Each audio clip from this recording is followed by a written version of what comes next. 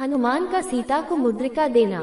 सीता के वचन सुनकर वानशिरोमणि हनुमान जी ने उन्हें सांत्वना देते हुए कहा, देवी, मैं श्री रामचंद्र का दूत हनुमान हूँ और आपके लिए संदेश लेकर आया हूँ।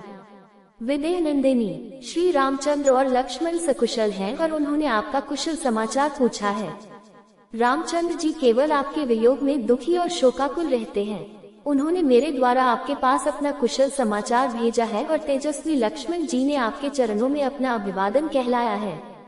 पुरुष सिंह श्री राम और लक्ष्मण का समाचार सुनकर देवी सीता के संपूर्ण अंगों में हर्षजनित रोमांच हो आया और उनका मुरझाया हुआ हृदय कमल खिल उठा। विषादग्रस्त मुखमंडल पर आशा की किरणें प्रदीप्त होने लगी। इस अप्रत्याशित सुखद समाचार ने उनके मृतप्राय शरीर में नवजीवन का संचार किया। तभी अकस्मात सीता को ध्यान आया कि रामदूत कहने वाला ये वानर कहीं स्वयं मायावी रावण ही न हो। ये सोचकर वह वृक्ष की शाखा छोड़कर पृथ्वी पर चुपचाप बैठ गई और बोली, हे मायावी, तुम स्वयं रावण हो और मुझे छलने के लिए आए हो। इस प्रकार के छल प्रपंच तुम्हें शोभा नहीं देते और न उस रावण के लिए ही ऐसा करना उचित है। और यदि तुम स्वयं रावण हो तो तुम्हारे जैसे विद्वान शास्त्रज्ञ पंडित के लिए तो ये कदापि शोभा नहीं देता। एक बार सन्यासी के भेष में मेरा अपहरण किया, अब एक वानर के भेष में मेरे मन का भेद जानने के लिए आए हो। धिक्कार है तुम पर और तुम्हारे पांडित्य पर। ये कहते हुए सीता शोकमग्न होकर जोर जोर से विलाप करने लगी। सीता को अपने ऊपर संदेह करते देख हनुमान को बहुत दुख हुआ। वे बोले, देवी, आपको भ्रम हुआ है। मैं रावण या उसका गुप्तचर नहीं हूँ। मैं वास्तव में आपके प्राणेश्वर राघवेंद्र का भेजा हुआ दूत हूँ। अपने मन से सब प्रकार के संशयों का निवारण करें और विश्वास करें कि मुझसे आपके विषय में सूचना पाकर श्री रामचंद्र जी अवश्य दुरात्मा रावण का विनाश करके आपको इस कष्ट से मुक्ति दिलाएंगे। वह दिन दूर नहीं है जब रावण को अपने कुकर्मों का दंड मिलेगा और लक्ष्मण की तीक्ष्ण बाणों से लंकापुरी जलकर भस्मीभूत हो जाएगी। मैं वास्तव में श्री राम का दूत हूँ। वे वन वन में आपके वियोग में दुखी होकर आपको खोजते फिर रहे हैं। मैं फिर कहता हूँ कि भरत के भ्राता श्री रामचंद्र जी ने आपके पास अपना कुशल समाचार भेजा है और शत्रुघ्न के सहोदर भ्राता लक्ष्मण ने आपको अभिवादन कहलवाया है। हम सबके लिए यह बड़े आनंद और संतोष की बात है कि राक्षस राज के फंदे में फंसकर भी आप जीवित हैं।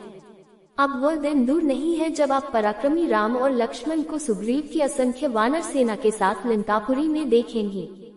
वानरों के स्वामी सुग्रीव रामचंद्र जी के परम मित्र हैं। मैं उन्हीं सुग्रीव का मंत्री हनुमान हूँ, न कि रावण या उसका गुप्तचर, जैसा कि आप मुझे समझ रही हैं। जब रावण आपका हरण करके ला रहा था, उस समय जो वस्त्राभूषण आपने हमें देखकर फेंके थे, वे मैंने ही संभाल कर रखे थे और मैंने ही उन्हें राघव को दिए थे। उन्हें देखकर रामचंद्र जी वेदना से व्याकुल होकर विलाप करने लगे थे। अब भी वे आपके बिन ही वन में उदास और उन्मत्त होकर घूमते रहते हैं। मैं उनके दुख का वर्णन नहीं कर सकता। हनुमान के इस विस्तृत कथन को सुनकर जानकी का संदेह कुछ दूर हुआ, परंतु अब भी वह उन पर पूर्णतया विश्वास नहीं कर पा रही थी। वे बोली, हनुमान, तुम्हारी बात सुनकर एक मन कहता है कि तुम सच कह रहे हो। मुझे तुम्हारी बात पर विश्वास कर लेना चाहिए, परंतु मायावी रावण के छल प्रपंच को देखकर मैं पूर्णतया आश्वस्त नहीं हो पा रही हूँ। क्या किसी प्रकार तुम मेरे इस संदेह को दूर कर सकते हो? सीता जी के तर्कपूर्ण वचनों को सुनकर हनुमान ने कहा, हे महाभागे, इस मायावी कपटपूर्ण वातावरण में रहते हुए आपका हृदय शंकालु हो गया है। इसके लिए मैं आपको दोष नहीं दे सकता, परंतु आपको यह विश्वास दिलाने के लिए कि मैं वास्तव में श्री रामचंद्र जी का दूत हूँ, आपको एक अकाट्य प्रमाण देता हूँ। रघुनाथ जी भी यह समझते थे कि संभव है कि आप मुझ पर विश्वास न करें। उन्होंने अपनी यह मुद्रिका दी है, इसे आप अवश्य पहचान लेंगी।